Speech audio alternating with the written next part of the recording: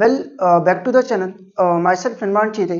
तो पर्टिकुलरली आपको पता होगा कि इससे पहले इकोनॉमिक्स में हमने आपका यूनिट 1 स्टार्ट किया था।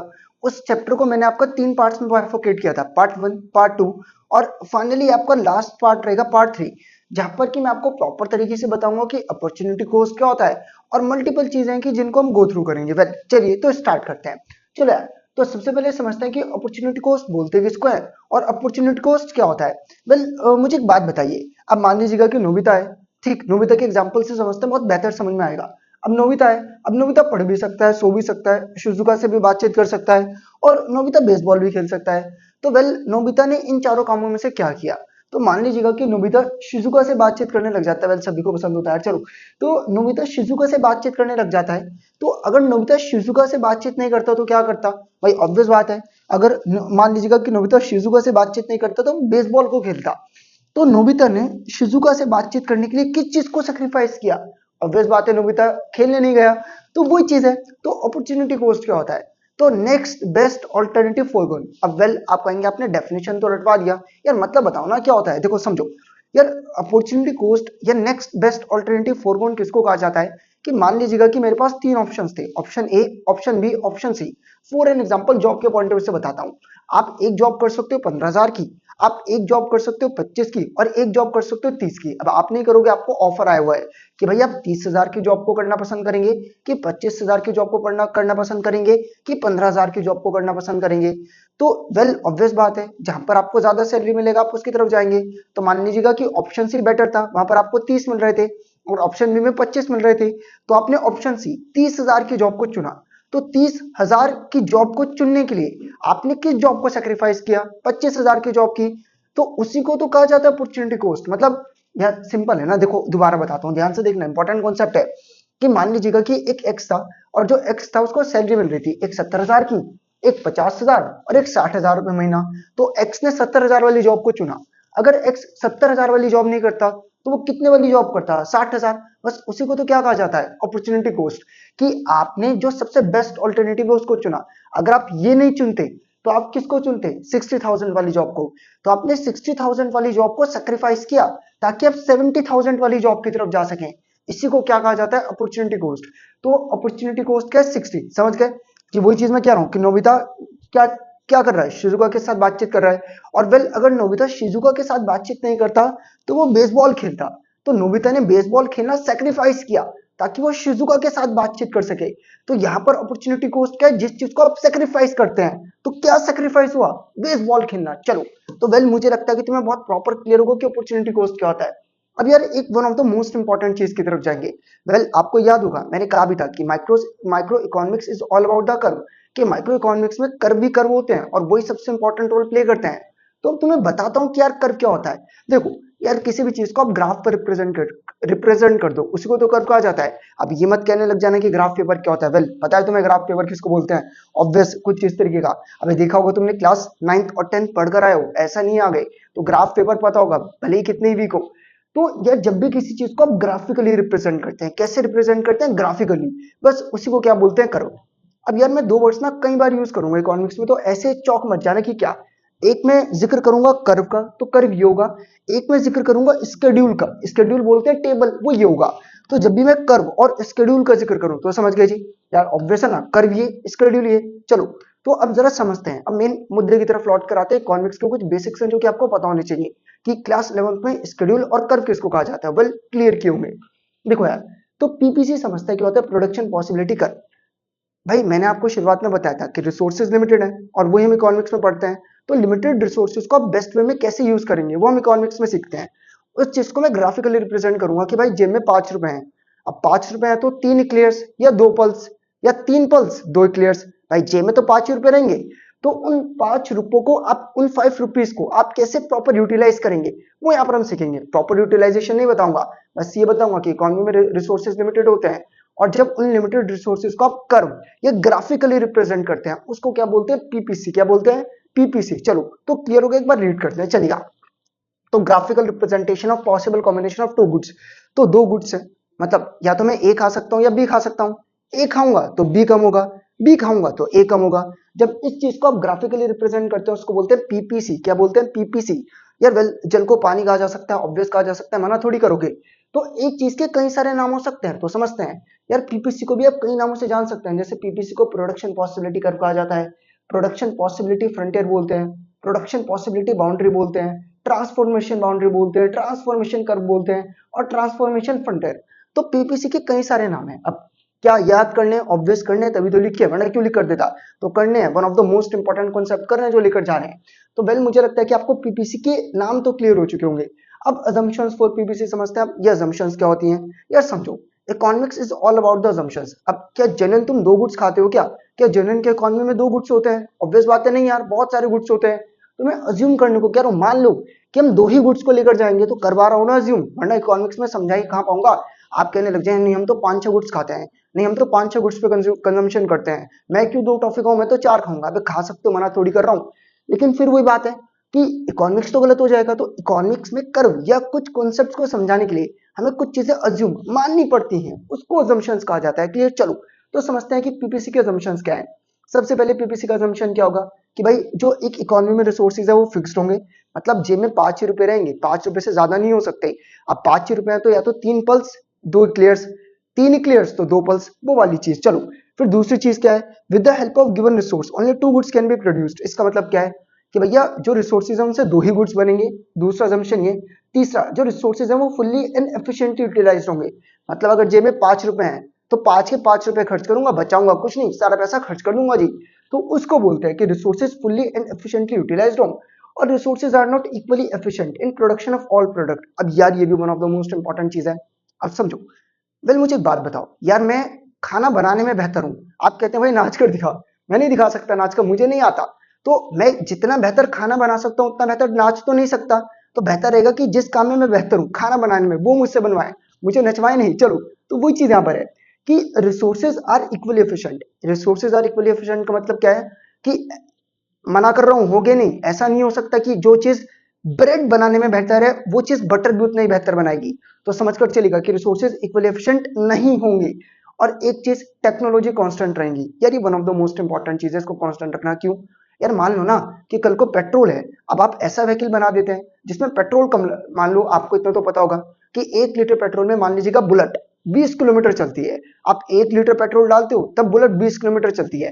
तो भाई वही चीज है ना कि कल को टेक्नोलॉजी इंप्रूव हो गई तो कोई बाइक ऐसी भी तो आ सकती है बुलेट में ही कि वो 1 लीटर में 50 किलोमीटर चले। तो आप 1 लीटर से ज्यादा आउटपुट जनरेट कर दोगे जो कि पॉसिबल नहीं है।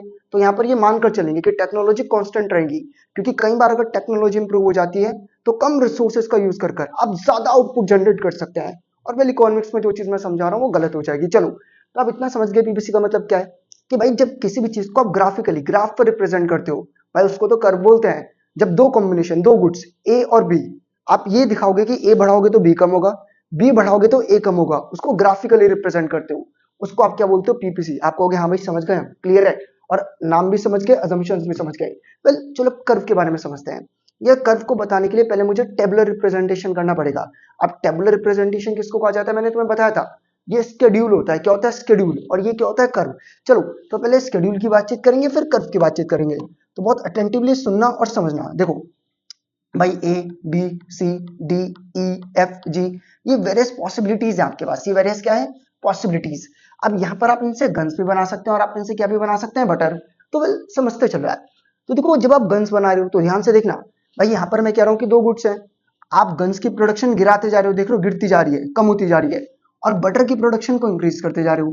तो इस चीज को मैं बनाकर दिखाऊंगा। वेल अब तुम्हारे माइंड में सवाल होंगे 2-3, मुझे पता है सवाल होंगे, रुको बताऊंगा, बेफिक्र रहो। आपके माइंड में क्या सवाल होगा कि यार गन्स को आप कम कर रहे हो, टिक हाँ कर रहे हैं जी, बिल्कुल कर रहे हैं, क्यों नहीं कर रहे, और बटर को आप बढ़ा रहे हो। तो बटर तो एक एक से बढ़ रहा है, बटर तो सिर्फ एक एक एक एक से बढ़ रहा है, लेकिन गन्स की अगर बातचीत करें तो पहले 1 से कम हुआ, फिर 2 से कम हुआ, फिर 3 से कम हुआ, फिर 4 से कम हुआ, फिर 5 से कम हुआ, फिर 6। अब ऐसा क्यों हो रहा है कि भैया सेक्रीफाइस तो ज्यादा हो रहा है। भाई सिंपल है ना, जिस चीज का बलिदान कर रहा हूँ सेक्रीफाइस ही तो है। चलो तो ध्यान से देखते हैं। तो जैसे यहाँ पर आप देखते हैं, यहाँ पर सेक्रीफाइस कितने का किया? 1। और गेन कितने का किया? 1 का। फिर यहाँ पर सेक्रीफाइस किया कितने का? 2। फिर कितने का गेन किया? 1 का। फिर यहाँ पर सेक्रीफाइस किया 3 का, फिर गेन किया 1 का। अब ऐसा क्यों हो रहा है? कोई तो कारण होगा। तो वेल बेफिक्र हो, बताऊंगा ना क्यों इतना उलझ रही हूँ। चलो तो गन्स और बटर और एमओसी चलिएगा समझते हैं। यार बिना बनाए टेबल में बता नहीं सकता, तो मैं तुम्हें बनाकर दिखा रहा हूँ। देखो वेल तुम्हारा काम आसान हो जाए तो पहले मैं कुछ काम कर चुका था, पहले ये टेबल में बनाकर रख चुका था कि तुम्हें दिक्कत ना हो। चलो समझते हैं। भाई गन्स है, तो गन्स को हम सेक्रीफाइस कर रहे हैं भाई 21, फिर एक का सेक्रीफाइस किया 20। ठीक, मैं लिखता चल रहा हूँ, एमओसी मतलब सेक्रीफाइस, बताया तो था। नेक्स्ट बेस्ट ऑल्टरनेटिव फोरगोन, कि भाई नोबिता ने शिजुका से बातचीत करने के चक्कर में क्या किया। भाई सिंपल है, उसने क्या नहीं किया, उसने पर्टिकुलरली आपका मतलब बेसबॉल नहीं खेला। तो भाई एमओसी क्या होता है, सेक्रीफाइस। पहले डैश, फिर आपने कितने का सेक्रीफाइस किया, 1, फिर यहाँ पर कितना हो जाएगा 18, फिर कितने का सेक्रीफाइस किया 2, फिर यहाँ पर कितना हो जाएगा 15, फिर कितने का सेक्रीफाइस किया 3, फिर ये कितना हो जाएगा मान लीजिएगा आपका। यार मेरी बचपन से आदत रही, मैं लाइंस में बिगड़ जाता हूँ। चलो तो लाइन सही करते हैं, लाइन मारनी नहीं आती ना यार। चलो तो ध्यान से दिखता है, मतलब यहाँ पे बातचीत कर रहा हूँ। तो 21, तो यहाँ पर डैश रहेगा जी। फिर आपने 20, तो कितने का सेक्रीफाइस कर, देखो 21 से 20 के आते वक्त 1 का, फिर 20 से कितना किया आपने 18, कितने का सेक्रीफाइस किया 2 का, फिर 18 से 3 का सेक्रीफाइस करोगे कितना हो जाएगा 15, तो कितने का सेक्रीफाइस किया 3 का, फिर 15 के बाद क्या आ जाएगा आपका, यार सिंपल है 4 का सेक्रीफाइस करोगे ना तो 11, 11 के बाद कितना आ जाएगा आपका, 5 का सेक्रीफाइस करेंगे तो 6। ठीक, फिर आपका फाइनली क्या हो जाएगा 0, और यहाँ पर आपने कितने का सेक्रीफाइस कर लिया 6 का। ठीक, गेन हमेशा कितने का होगा, 1 2 3 4 5 6 और 7। अब तुम कहोगे कि यार समझ नहीं आया क्या कहना चाह रहे हो, तो वेल 2 मिनट रुको, ट्रस्ट करो, समझाया ना अभी तक तो समझा कर जाऊंगा, बेफिक्र रहो। देखो भैया तुम अगर देख रहे हो तो मैंने पहले तो यार सेक्रीफाइस नहीं निकाल सकते, मैंने सेक्रीफाइस कितने का किया 1, मैंने सेक्रीफाइस कितने का किया 2, मैंने सेक्रीफाइस कितने का किया 3, मैंने सेक्रीफाइस कितने का किया 4, मैंने सेक्रीफाइस कितने का किया 5, फिर मैंने सेक्रीफाइस कितने का किया 6। लेकिन गेन में हमेशा कितने का कर रहा हूँ, 1 1 1 1 1 1। आप कहेंगे क्यों, यार वेल तुम्हें शुरुआत में बताया था कि भाई मैं नाचने में, मैं सॉरी नाचने में नहीं, मैं खाना बनाने में बेहतर हूँ। तो मैं बेहतर था खाना बनाने में, आप मुझे नचवा रहे हैं। तो अगर मैं खाना बनाने में बेहतर था तो मैं सेक्रीफाइस तो ज्यादा कर रहा हूँ। सेक्रीफाइस तो मतलब सिंपल है भाई, जो चीज गन्स बनाने में बेहतर है आप उनसे बटर बनवा दे रहे हैं। जो चीज क्या चीज बनाने में बेहतर है भाई, जो चीज गन्स बनाने में बेहतर है अगर आप उनसे बटर बनवाएंगे तो वेस्टेज ऑफ रिसोर्सेज तो ज्यादा होगा, वेस्टेज ऑफ रिसोर्सेज तो ज्यादा होगा, और ऑब्वियस बात है कि दूसरी चीज कम बनेगी। तो अगर मैं गन्स बनाने में बेहतर था और आप मुझसे बटर बनवा दे रहे हैं, तो गन्स बनाने में क्योंकि मैं बेहतर था तो आप देख पा रहे तो गन्स तो मैं अच्छा बना रहा था। लेकिन जब मैं जो रिसोर्सेज मैं गन्स को बनाने में यूज कर रहा था, अब मैं उन रिसोर्सेज का यूज करके बटर बना रहा हूं, तो उस केस में वेस्टेज तो बहुत हो रहा है। पहले देखते चलो कितने का वेस्टेज हुआ भाई, 1 का वेस्टेज हुआ तो 1 का गेन हुआ, फिर 2 का वेस्टेज, फिर 3 का वेस्टेज, फिर 4 का वेस्टेज, फिर 5 का वेस्टेज, फिर 6 का वेस्टेज। तो बस यही तो होता है कि जब आप गन्स बनाने वाले रिसोर्सेज का यूज करके बटर बनाएंगे तो वेस्टेज मतलब सेक्रीफाइस तो ज्यादा होगा। गेन हर बार कितने का हो रहा है 1, गेन कितने का हो रहा है 1, गेन कितने का हो रहा है 1, गेन कितने का हो रहा है 1, गेन कितने का हो रहा है 1, फिर से गेन कितने का हुआ 1 का, और फिर से गेन कितने का हुआ 1 का। और इसी चीज को क्या कह दिया जाता है आपका, जब इस चीज को ग्राफिकली रिप्रेजेंट करते हैं पीपीसी। वेल एक बार फिर से इंट्रोड्यूस करता हूँ, समझो। अभी तक ये तो समझ गए कि पीपीसी का मतलब क्या है। क्या है पीपीसी का मतलब, कि भाई एक इकोनॉमी में आप 2 गुड्स बना रहे थे, ए को बनाते वक्त बी कम किया, बी को ज्यादा करते वक्त ए कम किया। जब इस चीज को ग्राफिकली रिप्रेजेंट करते हैं तो पीपीसी बनता है। फिर मैंने अजम्पशंस बताई क्या, कि भैया 2 ही गुड्स होंगे और जो गुड्स गन्स बनाने में बेहतर थे अगर आप उनका यूज करके बटर बनाएंगे, तो भाई गन्स बनाने वाले रिसोर्सेज को यूज करके बटर बनाएंगे तो वेस्टेज मतलब सेक्रीफाइस ज्यादा होगा और गेन कम का होगा। तुम देख भी रहे हो, पहले हमने 1 का सेक्रीफाइस किया तो 1 का गेन किया, फिर 2 का सेक्रीफाइस, फिर 1 का गेन, फिर 3 का सेक्रीफाइस, फिर 1 का गेन। भाई इकोनॉमिक्स में जैसे टेबल बना रहा हूं वैसे ही बनेगी। ठीक, अब आप कहोगे आपको तो टेबल याद है जी, अबे याद नहीं है, मैंने एमओसी याद किया हुआ है। मैंने, अबे सब टीचर याद करते हैं, तुम भी याद करके जाओगे एमओसी, वरना नहीं बन सकता। क्लियर है, समझ गए। चलो तो भाई सिंपल है ना, आप तो रटवा रहे हो, अबे रटवा नहीं रहा। ट्रिग्नोमेट्री को करते वक्त आइडेंटिटीज याद की हैं तभी तो क्वेश्चंस होते थे। हाँ तो वो आइडेंटिटीज समझा रहा हूं तुम्हें। तो आपको एमओसी बनाना है, पहले डैश, फिर 1, फिर 2, फिर 3, फिर 4, फिर 5, फिर 6।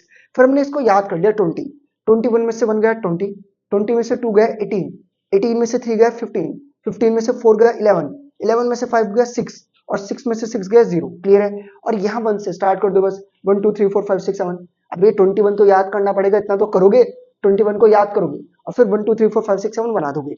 अब आप कहोगे एमओसी का कोई फॉर्मूला होता है क्या। हाँ यार होता है ना फॉर्मूला, क्यों नहीं होता।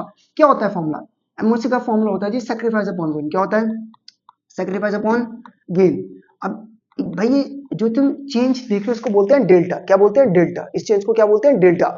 तो change in sacrifice upon change in gain, change भी कहा जाता है। तो सैक्रिफाइस अपॉन गेन आप खुद देखो, मैं यही तो कर रहा हूँ कि भैया भाई पहले तो डैश है, पहले तो माइनस करने के लिए कुछ भी नहीं है। सेक्रीफाइस कैसे निकालते हैं, नीचे से ऊपर वाला। तो भाई 21 में से एक गया, कितने का सेक्रीफाइस हुआ, एक का, और गेन कितने का हुआ, एक। तो 1/1 कितना हो जाएगा, 1। फिर देखो कितने का सेक्रीफाइस किया, 2 का, गेन कितने का हुआ, 2/1 2। फिर कितने का सेक्रीफाइस किया, 3 का, गेन कितने को हुआ, 1 का। अबे देखते चल रहे हो ना, तो बस वही है। तो फॉर्मूला देख रहे हो क्या था। अब आप कहोगे आपने तो डायरेक्ट लिख दिया था, क्योंकि अगर डिनोमिनेटर, अब ये मत कहना कि तुम्हें डिनोमिनेटर नहीं पता, ये होता है न्यूमिनेटर, ये होता है डिनोमिनेटर। तो आपको अगर न्यूमिनेटर डिवाइड बाय डिनोमिनेटर करते हो तो ऑब्वियस बात है, अगर डिनोमिनेटर में 1 है तो 1 ही आएगा। अब इकोनॉमिक्स में एक चीज रट लो, वरना बहुत दिक्कत करेगी, बच्चों को नहीं पता होता। अगर 1 के नीचे 0, अबे तो उसको इन्फिनिटी बोलते हैं, 1 मत बोल देना। 1/0 तो उसको इन्फिनिटी कहा जाता है, 1 मत कह देना। बहुत बच्चे बोल देते हैं। तो 1 अपॉन, अगर डिनोमिनेटर में 0 है तो क्या होती है वो चीज, इन्फिनिटी। चलो, तो मुझे लगता है तुम्हें इतना क्लियर है, तुम समझ गए कि एमओसी मैंने कैसे निकाला, सेक्रीफाइस अपॉन गेन। अभी एमआरटी क्या होता है, अबे कुछ नहीं होता। इसी चीज को अगर मैं रेशियो में लिख दूं, कैसे, 1:1, इसी चीज को मैं कैसे लिख दूं, 2:1, इसी चीज को मैं कैसे लिख दूं, 3:1, इसी चीज को मैं कैसे लिख दूं, 4:1, इसी चीज को मैं लिख दूं 5:1, इसी चीज को मैं लिख दूं 6:1। अबे तो उसी चीज को अगर आप रेशियो में लिखते हो तो उसको क्या बोलते हैं, एमआरटी। समझ गए जी। चलो, तो तुम्हें पॉसिबिलिटी क्लियर, तुम्हें गन्स के बारे में पता चल गया, तुम्हें बटर, तुम्हें एमओसी, एमआरटी। अब ये मत कहना कि तुम्हें टेबल क्लियर नहीं है, बहुत प्रॉपर समझा दी तुम्हें। नहीं क्लियर हुई तो वीडियो को पॉज करो, वापस से जाओ, रिवाइंड करके पूरी की पूरी देखो। नहीं समझ में आता तो नीचे कमेंट करो ना, क्यों है, कमेंट सेक्शन तुम्हारे लिए बताऊंगा यार। चलो, अब मुझे लगता है कि तुम्हें क्लियर है कि गन्स, बटर, एमओसी, और ये समझ गए कि एमओसी इंक्रीज क्यों हो रहा है। एमओसी का मतलब क्या है कि आप गेन तो एक का कर रहे हैं, भाई गेन तो एक का कर रहे हो, सेक्रीफाइस इंक्रीज हो रहा है, क्यों, क्योंकि जब आप गन्स बनाने वाले रिसोर्सेज का यूज कर बटर बनाएंगे तो वेस्टेज ज्यादा होगा, तो सेक्रीफाइस ज्यादा होगा, और गेन हमेशा कितने का रहेगा, एक। वेल, तुम्हें क्लियर हो चुका है, तुम कह रहे हो हाँ समझ में आ गया। आपने क्या बताया, कोई चीज कंफ्यूज नहीं करती। जब इसी टेबल को आप ग्राफिकली रिप्रेजेंट करेंगे तो उसको क्या बोलते हैं, पीपीसी। क्या बोलते हैं, अबे बनाकर दिखा रहा हूं, मुझे पता है, बनाऊंगा नहीं तो दिक्कत हो जाएगी। चलो, मैं टाइम बचाने के लिए ऐसा कर देता हूँ कि वीडियो का ड्यूरेशन थोड़ा शॉर्ट रहे और तुम्हें चीजें बोरिंग ना लगे। अब मैं ऐसे खींच रहा हूँ लाइन, ऐसे टाइम वेस्ट होता है ना, तो उससे बेहतर है यार। देखो, जिस भी चीज को गेन करते हो हमेशा उसको किस पर लेते हो, एक्स एक्सिस। अबे अनपढ़ मत बनना, इसको कर्व बोलते हैं, ठीक। इसमें 2 एक्सिस होती है, ये एक्स एक्सिस होती है और ये वाई, ये एक्स और ये वाई, समझ गए। चलो, एग्जाम में कर्व क्या हम प्लॉट करके बना कर आएंगे। प्लॉट क्या होता है, प्लॉट क्या होता है यार, पागल वाली बात करते हो, तुम्हें प्लॉट भी नहीं पता। चलो, मुझे पता है, नहीं पता, डांट नहीं रहा हूं, मजाक कर रहा हूं। तो भाई जब 0, 1, फिर 2, फिर 3, फिर 4, इस तरीके से होता है। गंदा गंदा कर दिया, ठीक। तो जब आप बिल्कुल पॉइंट्स टू पॉइंट्स बनाते हैं, कैसे बनाते हैं, पॉइंट टू पॉइंट, वेल बता देना नीचे कमेंट करके, वीडियो में तुम्हें बता भी दूंगा, ठीक। इस पे अलग से वीडियो बना दूंगा। तो ये होता है प्लॉटिंग। प्लॉटिंग इसको बोलते हैं कि आपने 0 लिया, फिर 1, फिर 2, फिर 3, फिर 4, फिर यहाँ पर आपने कितना लिया, 1, फिर 2, फिर 3, फिर 4। जब आप पूरे पॉइंट्स को देख रहे हो कि भैया अगर एक्स एक्सिस है और वाई एक्सिस है, कि एक्स पे भी बनता, वाई पे भी बनता, एक्स पे भी 2 था, वाई पे भी 2 था, एक्स पे भी 3 था, वाई पे भी 3 था, एक्स पे भी 4 था, वाई पे भी 4 था। तो जब आप ऐसे ऐसे लाइंस को, इसको बोलते हैं पूरा प्रॉपर प्लॉट करके बनाना। अब इतना नहीं हम करते, कॉन्वेक्स में हम कर फ्री हैंड बनाते हैं। कैसे बनाते हैं, फ्री हैंड। फ्री हैंड मतलब क्या होता है, हमने शेप याद कर ली, हमने क्या किया, शेप याद, मतलब कर्व की शेप की बातचीत कर रहा हूँ। चलो, कुछ और मत सोचना। तो हमने शेप को याद कर लिया, तो हमने इस तरीके से बना दिया। अब यहाँ पर एक होती है एक्स एक्सिस और यहाँ पर एक क्या होती है, वाई एक्सिस। समझ गए जी, एक एक्स एक्सिस और एक वाई एक्सिस, सिंपल है। अब कर्व को कैसे बना रहे हो भाई, जिस भी चीज को गेन करोगे, जिस भी चीज को क्या करोगे, गेन, उसको कौन से एक्सिस पर लेना है, एक्स। तो किसको गेन किया भाई, हमने गेन किया बटर को, तो बटर को लेंगे एक्स एक्सिस पर। और ऑब्वियस यार, जिस चीज को तुम सेक्रीफाइस कर रहे हो उसको वाई एक्सिस पर लो। तो किस चीज को सेक्रीफाइस किया, ऑब्वियस यार, किसको, गन्स को। तो जिस चीज को आपने गेन किया उसको एक्स एक्सिस पर, जिस चीज को आपने सेक्रीफाइस किया उसको वाई एक्सिस। इतना सिंपल, इतना सिंपल। चलो, अब ध्यान से देखना। अब आप कहोगे कि यार ये कर्व तो डाउनवर्ड स्लोपिंग है। भाई हाँ, डाउनवर्ड स्लोपिंग है, क्यों है समझते तो जाओ। देखो, मुझे एक बात बताओ भाई, अगर बहुत ध्यान से सुना, मैं बहुत प्रॉपर तरीके से बता रहा हूँ कि यार आप अगर आप देखते हो तो जब आप गन्स ज्यादा बना रहे हो, देखो ध्यान से देखना भाई, ये हाइट किसको रिप्रेजेंट करता है, गन्स। तो जब आप गन्स ज्यादा बना रहे हो तो आपको क्या कम बनाना पड़ रहा है, बटर। ये चीज बटर है। फिर जब आप बटर ज्यादा बना रहे हो, अब देखो ये बटर है, ये चीज। तो जब आप बटर ज्यादा बना रहे हो तो गन्स क्या कर दे रहे हो आप, कम। तो समझ लो कि ये कर्व डाउनवर्ड स्लोपिंग क्यों है। फिर से बताता हूँ कि ये कर्व डाउनवर्ड स्लोपिंग क्यों है। इस कर्व के डाउनवर्ड स्लोपिंग होने का कारण सिर्फ एक है, एक है। और वो कारण क्या है, वो कारण है कि जब आप गन्स की प्रोडक्शन को डिक्रीज करते हैं तो बटर की प्रोडक्शन इंक्रीज होती है। अब उल्टा भी देख लो, अगर गन्स की प्रोडक्शन इंक्रीज हो जाती तो बटर की प्रोडक्शन क्या हो जाती, बटर की प्रोडक्शन देख लो मतलब डिक्रीज हो रही है।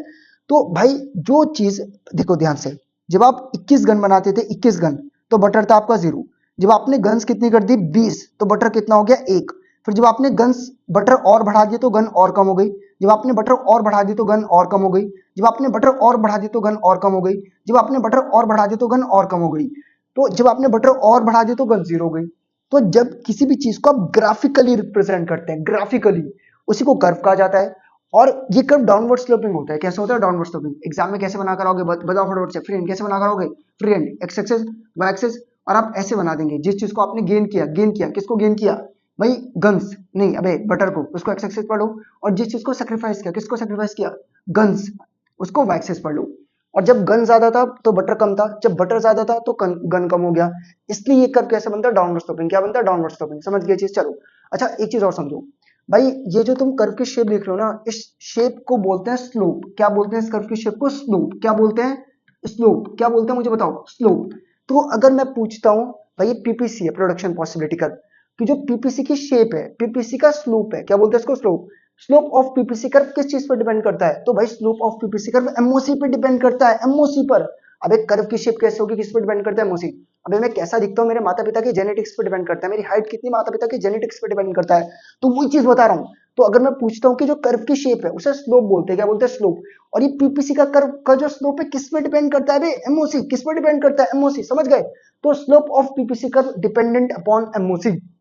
तो पीपीसी कर्व की शेप कैसे होगी, स्लोप ऑफ पीपीसी कैसा होगा, किस पर डिपेंड करने वाला है? आपका एमओसी। तो मुझे लगता है तुम्हें क्लियर है। तुम देख भी रहे हो कि एमओसी पर्टिकुलर यहाँ पर क्या हो रहा है? इंक्रीज हो रहा है। बिकॉज ऑफ इंक्रीजिंग एमओसी, जो कर्व की शेप है ओरिजिन से, देखो ओरिजिन से क्या है? कॉनकेव। अबे कॉनकेव कॉन्वेक्स पड़ा है। चम्मच, चम्मच देखिए, चम्मच, चम्मच की वाली शेप इधर से देखता हूं तो क्या? कॉन्वेक्स। इधर से देखता हूं तो क्या है? कॉनकेव। हम ओरिजिन से देखते हैं, इसको बोलते हैं ओरिजिन। इसको क्या बोलते हैं? ओरिजिन। तो जब मैं ओरिजिन से कर्व की शेप देखता हूं, ओरिजिन से किसकी शेप देखता हूं? कर्व की। तो ओरिजिन से कर्व की शेप क्या है? कॉनकेव। क्या है? कॉनकेव। ओरिजिन से कर्व की शेप क्या है? कॉनकेव। चलो तो अब प्रॉपर्टीज पढ़ा देता हूं तुम्हें इसी बहाने। मुझे लगता है मैंने तुम्हें क्लियर किया होगा टेबुलर और ग्राफिकल रिप्रेजेंटेशन। चलो फटाफट से देखते हैं प्रॉपर्टीज ऑफ पीवीसी। भाई production possibility curve slopes downward. समझ गए डाउनवर्ड स्लोपिंग क्यों है? क्योंकि एक चीज की प्रोडक्शन को बढ़ाने के लिए दूसरे को कम करता हूं, दूसरे की बढ़ाने के लिए पहले को कम करता हूं, इसलिए डाउनवर्ड स्लोपिंग है। दूसरा मैं पूछता हूं कि प्रोडक्शन पॉसिबिलिटी कर्व ओरिजिन से कैसा है? ओरिजिन से कैसा है? अबे कॉनकेव है। क्यों है कॉनकेव? क्यों क्यों? रीजन बताओ। तो reason because of increasing MOC. Increasing MOC. अब एमओसी इंक्रीज क्यों करती है? क्यों क्यों बताओ। तो एमओसी इंक्रीज इसलिए करती है क्योंकि जो चीज गन्स बनाने में बेहतर थे, जब उनका यूज करके बटर बनाएंगे तो वेस्टेज ज्यादा होगा, सेक्रीफाइस ज्यादा होगा, गेन कम। समझ गए तुम क्या होता है? अबे अभी एक्सप्लेनेशन भी बैठ के रख पाऊं क्या? एग्जाम में ना क्वेश्चन कैसे बनेगा आप कहोगे वो तो बताया नहीं, शुरुआत में तो आपने बताया था फर्स्ट पार्ट में, इसमें कैसे बनेगा? तो सीधा बनता है discuss about the production possibility कर, 5 से 6 मार्क्स में बनता है, इतना इंपॉर्टेंट है ये। Discuss about the production possibility तो पूरा बताओगे, डेफिनेशन भी बताओगे, अजम्पशंस भी बताओगे, फिर टेबल, फिर टेबल, फिर शेड्यूल बनेगा, फिर कर्व बनेगा, और फिर इतना सब कुछ करने के बाद फिर प्रॉपर्टीज बताओगे, और प्रॉपर्टीज के बाद फिर एक्सप्लेन। क्या इतना करके आएंगे? चाहिए 6 मार्क्स, पास होना है तो करना पड़ेगा। और वेल यार मैंने तुम्हें इतना प्रॉपर समझा दिया कि कुछ तो चीजें तुम्हें याद हो गई होंगी। अब तुम कहोगे मटेरियल कहां से मिलेगा, तो करो यार, चीते ट्यूटोरियल्स एप्लीकेशन को डाउनलोड, वहां मिलेगा। ठीक समझ गए? वरना स्क्रीनशॉट ले लो तुम इतने तो होशियार हो। तो स्केड्यूल एंड कर्व की तरफ अगर मैं बातचीत करूं तो एक्सप्लेन कर देना कि भाई जितने भी वेरियस कॉम्बिनेशन है A B C D E F, इनको मिलाकर आपको क्या मिल जाएगा? PPC curve. और पीपीसी कर्व का मतलब क्या? ध्यान से देखो भाई, जो भी पॉइंट्स इस पीपीसी पर आ रहे हैं, जो भी पॉइंट्स किस पर आ रहे हैं? इस पीपीसी पर। मतलब आपका A B C D E F G जितने भी पॉइंट्स हैं, इन सभी पर आपका प्रॉपर इकोनॉमी में रिसोर्सेज यूटिलाइज हो रहे हैं। सुनो ध्यान से मैं क्या बोल रहा हूँ कि भाई जो भी points B C D E F, जो भी पॉइंट्स आपके पीपीसी पर आते हैं वहां पर रिसोर्सेज फुल्ली यूटिलाइज्ड हैं। 5 के 5 रुपए खर्च कर दिए। अगर कोई भी पॉइंट पीपीसी के अंडर है, क्या है? अंडर, वहां पर आपने 5 थे, सिर्फ 3 खर्च किए, 2 नहीं किए। तो अगर कोई भी इकोनॉमी पीपीसी पर ऑपरेट करती है तो रिसोर्सेज एफिशिएंटली यूटिलाइज्ड है। अगर कोई भी इकोनॉमी पीपीसी के अंडर ऑपरेट कर रही है तो आपने रिसोर्सेज को फुल यूटिलाइज नहीं किया। समझ गए? क्या आप कोई पॉइंट पीपीसी के बाहर जा सकता है? भाई कैसे? जेब में 5 रुपए से 10 रुपए खर्च कर दोगे? अबे नहीं कर सकते। तो कोई भी पॉइंट पीपीसी के बाहर नहीं जा सकता, ऐसा बिल्कुल भी नहीं हो सकता कि जेब में थे तो जी 5 रुपए खर्च कर दिए 10 रुपए। यार वो चीज पॉसिबल नहीं है। चलो तो मुझे लगता है कि यार मैंने तुम्हें बहुत प्रॉपर तरीके से बता दिया पीपीसी के बारे में, अजम्पशंस ऑफ पीपीसी, टेबल भी बता दी, तुम्हें कर्व भी बता दिया, तुम्हें प्रॉपर्टीज भी बता दी, तुम्हें एक्सप्लेनेशन भी बता दी। तो वेल तुम्हें इतना क्लियर होगा। अबे एमओसी और एमआरटी की डेफिनेशन कर लोगे। जब इसी चीज को आपने ऐसे लिख दिया उसे एमओसी बोलते हैं, जब रेशियो में लिख दिया एमआरटी बोलते हैं। एमओसी का फॉर्मूला क्या होता है? Sacrifice upon gain. क्या होता है? Sacrifice upon. अबे उसी को डिफाइन कर दिया बस, और कुछ नहीं किया। बट डेफिनेशन तुम करोगे याद, ये मैं नहीं कराऊंगा। लो ले लो फटाफट से स्क्रीनशॉट। चलो अबे स्क्रीनशॉट के चक्कर में पढ़ते हो। अबे कह तो रहा हूँ पर्टिकुलरली क्या मिलेंगे ना एप्लीकेशन पे, क्यों घबरा रही हूँ? चलो तो वेल मुझे बताओ कि यहाँ तक तुम्हें चीजें क्लियर हुई होंगी ना। चलो, अबे नहीं क्लियर हुई तो वीडियो को रिवाइंड करके देखो, होगी क्यों नहीं होगी, इतना मेहनत किया। भाई पीपीसी को ट्रांसफॉर्मेशन कर्व भी कहा जाता है, 1 मार्क्स से पूछते हैं क्यों भाई। क्या आपने पीपीसी को बनाते वक्त एक एक पॉइंट्स को कनेक्ट किया, A B C D E F G, तो पीपीसी को बनाते वक्त आप points to points to points to points to points to points move करते हैं, इसलिए इसको क्या भी बोल देते हैं, ट्रांसफॉर्मेशन कर्व। क्या भी बोल देते हैं, ट्रांसफॉर्मेशन कर्व। चलो, तो मुझे लगता है कि तुम्हें इतना क्लियर होगा कि पीपीसी को क्या भी कहा जाता है, आपका ट्रांसफॉर्मेशन कर्व। क्या पीपीसी कभी स्ट्रेट लाइन हो सकता है? भाई आलतू फालतू सवाल एग्जाम में बनते, इसलिए बताने पड़ते हैं। अब देखो, मुझे बताओ, मैंने इसको कहा था शेप को स्लोप बोलते हैं, क्या बोलते हैं, स्लोप। और मैं पूछता हूँ कि पीपीसी कर्व की जो शेप है, मतलब जो पीपीसी कर्व का स्लोप है, वो किस पर डिपेंड करता है? आप होगे यार कैसे बताएं, अभी तो मैं बता रहा हूँ ना।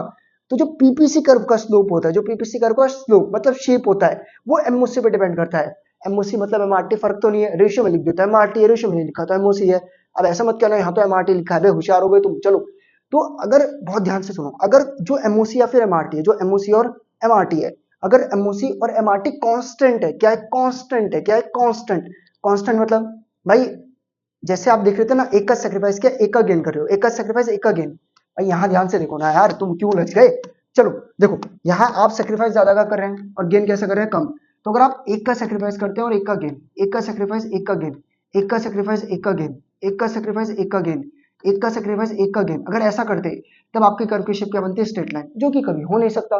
ठीक, बस पूछ लेते हैं। अच्छा, क्या पीपीसी कर्व तो ऐसा बनता है, ऐसा, क्या पीपीसी कर्व कभी ऐसा हो सकता है? अबे नहीं हो सकता, लेकिन होगा तो कब होगा? अभी इसको भी बोलते हैं स्लोप, और ये कॉन्वेक्स टू होगा ओरिजिन से। अबे ओरिजिन से कॉनकेव है, ये ओरिजिन से कॉन्वेक्स होगा। तो एमओसी का जो शेप है पीपीसी का, एमओसी पे डिपेंड करता है। अब ये कब होगा? जब उल्टा हो जाएगा। उल्टा मतलब जब आप, भाई आप ऐसे करो कि पहले 5 का सेक्रीफाइस करे थे, फिर एक का गेन किया, फिर 4 का सेक्रीफाइस, फिर एक का गेन, फिर 3 का सेक्रीफाइस, फिर एक का गेन, मतलब सेक्रीफाइस तो कम होता जा रहा है और गेन उतना ही हो रहा है। अब ऐसा नहीं हो सकता, पूरे केसेस ही गलत है। अब ये मत कहना इसको एक्सप्लेन करो कब होगा, नहीं होगा भाई, नहीं होगा। ऐसा कभी भी नहीं होगा कि सेक्रीफाइस कम होगा, गेन एक का होगा, मतलब यही उल्टा हो जाए, तो वो चीज पॉसिबल नहीं है। लेकिन पूछ लेंगे तो बता देना कि एमओसी का कर्व कैसा होता है, जो स्लोप होता है वो क्या होता है, कॉनकेव टू ओरिजिन। क्यों? Because of diminishing MOC. अब क्यों होती है तुम्हें पता है, वरना वीडियो रिवाइंड करके देखो। ठीक, और क्या पीपीसी कर्व आपका स्ट्रेट लाइन हो सकता है? नहीं। कब होगा? जब चीजें 1:1 में होंगी। क्या पीपीसी कर्व आपको कॉन्वेक्स टू ओरिजिन हो सकता है? अबे नहीं हो सकता। लेकिन होगा तो कब होगा? जब आपकी चीजें डिक्लाइन या डिमिनिश होंगी, मतलब एमओसी जब डिमिनिश होगी। चलो, तो वेल मुझे लगता है कि यहाँ तक तुम्हें चीजें क्लियर होंगी। एक फटाफट से सवाल देखते हैं, क्या कोई भी इकोनॉमी कभी पीपीसी को ऑपरेट करती है? नहीं कर सकती। मैं मना कर रहा हूँ, नहीं कर सकती। क्यों नहीं कर सकती यार? किसी भी इकोनॉमी में कभी भी रिसोर्सेज एफिशिएंटली यूटिलाइज नहीं हो सकते। फॉर एन एग्जांपल, हम ह्यूमंस भी तो एक रिसोर्स है। क्या किसी भी इकोनॉमी में कभी फुल एम्प्लॉयमेंट हुआ कि सभी लोगों के पास रोजगार हो? नहीं, अनएम्प्लॉयमेंट हमेशा रहता है। तो कभी भी इकोनॉमी में, कभी भी कोई भी इकोनॉमी कहां पर ऑपरेट नहीं कर सकती? पीपीसी। कहां पर ऑपरेट नहीं कर सकती? क्यों नहीं कर सकती? रीजन समझ गए? पीपीसी पर ऑपरेट करने का मतलब है कि रिसोर्सेज आपके फुल्ली और एफिशिएंटली यूटिलाइज्ड हो रहे हैं, जो चीज कभी पॉसिबल नहीं है। चलो, तो आपके मन में अगर सवाल बनता है कि क्या कोई इकोनॉमी पीपीसी पर ऑपरेट करेगी? नहीं। अब आंसर कैसे लिखना है देख लेना तुम। चलो, तो वेल मुझे लगता है कि यहाँ तक तुम्हें क्लियर हुआ होगा। अब एक अलग कॉन्सेप्ट है, पीपीसी शिफ्ट करेगा रोटेट, यार एक 10 मिनट की वीडियो रहेगी जो कि अलग बना दूंगा, वरना काफी लेंदी हो जाएगी। वेल मुझे लगता है कि तुम्हें पीपीसी क्लियर होगा, कर्व शेड्यूल। अबे नहीं क्लियर हो तो कमेंट सेक्शन में बताओ ना यार, जब इतने एफर्ट्स किए तो और एफर्ट्स करूंगा कि क्लियर कर सकूं। वेल मुझे लगता है कि क्लियर हुआ होगा। इस वीडियो को यहीं पर एंड करते हैं और आखिरी वीडियो के साथ मिलते हैं इस चैप्टर की। Thank you very much.